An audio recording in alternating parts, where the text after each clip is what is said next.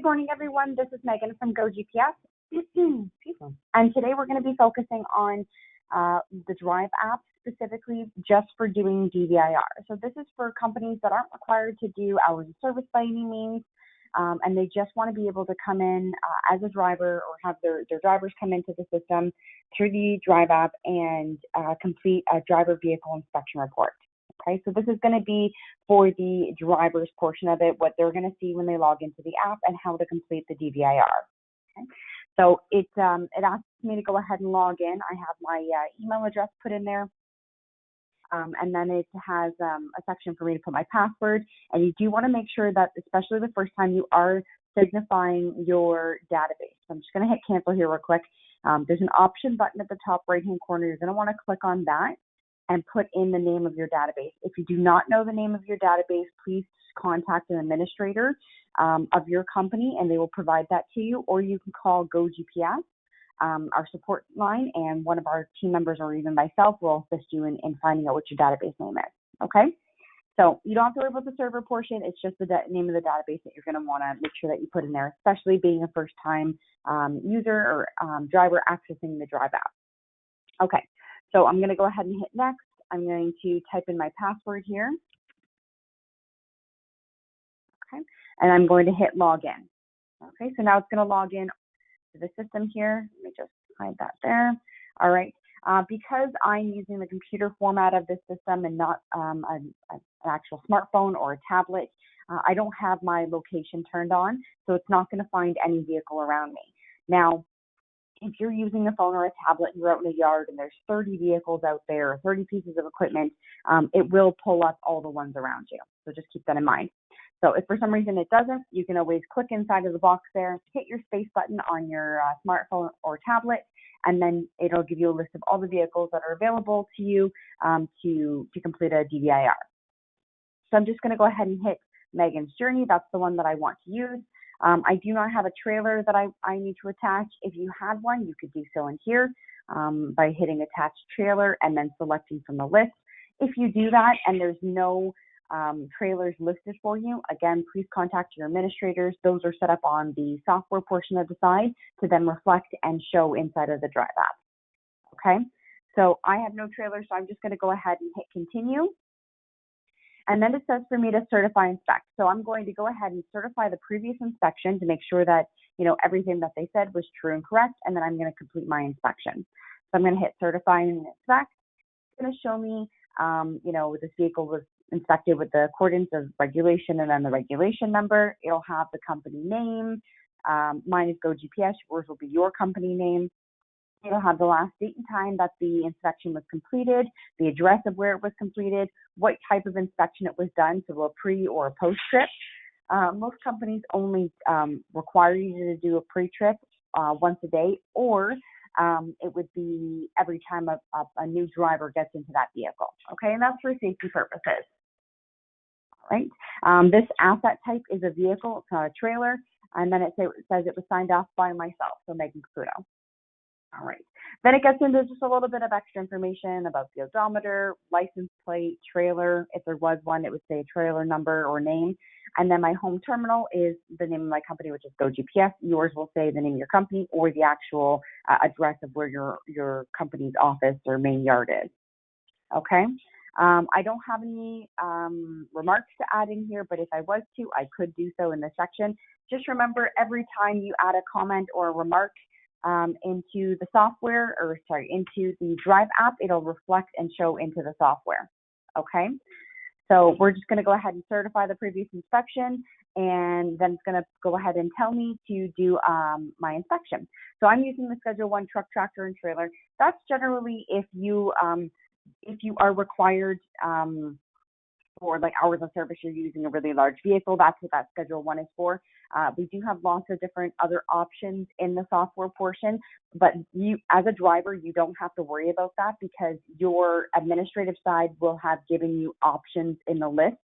I have my list turned off because for most of the time when I'm doing training, it is specifically for vehicles that are of for Freightliners, Internationals, like heavy trucks. Okay, so that's why my specific defect list looks like this. A normal defect list is a little more basic. It's a little bit easier. Let me see here. Let me just pull it up to show you what it looks like.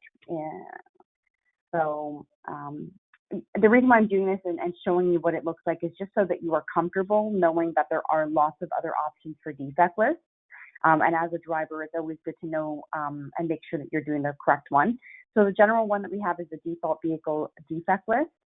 And it looks like this. So it just has brakes, slow to release, weak or ineffective, so on and so forth. And it would be in the same format as what we're seeing here. Okay, so just keep that in mind that there are lesser intense versions. And you can also customize these too, but that's again more of an administrative side that would complete that, so that you could just come to the vehicle, do your inspection, and then sign off. Okay, so the same thing as what you would do on your paper log. If there's an issue, you're going to check it off and you're going to add annotations. So let me just go down here to maybe tires. If I click off tires, it gives me some items.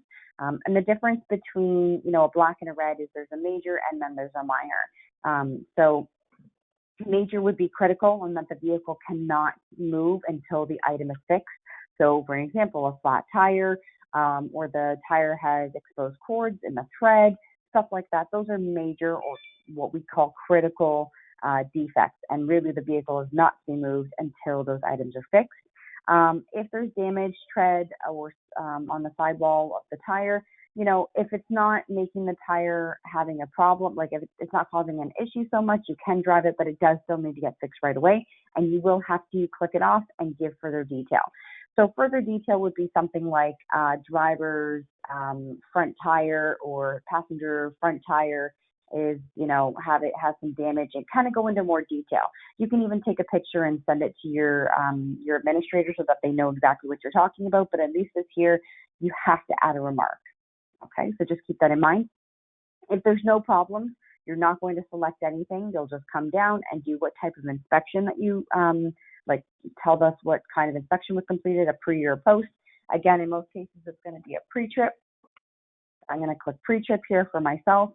If I have any comments, I can add them in there. If not, I'm going to choose the no major or minor defects found. Oh, all right, give me 1 second here, guys.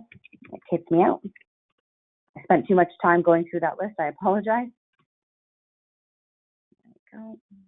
Continue. All right, so everything is good. We're just going to scroll down here again. No defects. Pre-trip, everything looks good. And then it's going to bring you to your main screen of the system. So it's going to ask you to sign off. And what that means is it'll just say you're in compliance with regional and federal regulations with that regulation number, and that's like your electronic signature. Okay. All right. So here we go.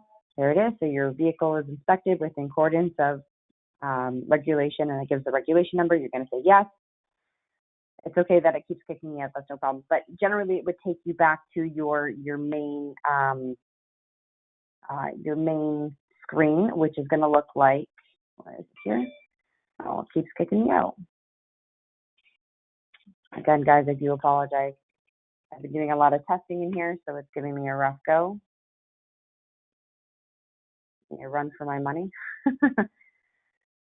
It's going to bring you to this page here. Okay, so it's going to have your DVIR inspection. It's going to have, it will have like fuel tracker and stuff like that, but these are all optional add-ins that we have inside of the system. If you don't have that in your on your dashboard for your Drive app, don't be concerned. It's just something that your company is not necessarily using, but it will show you here the name of your vehicle that you're assigned to. If you go through an inspection, or if you have to show an inspection, it'll show that, and then it'll also have your settings button. Okay.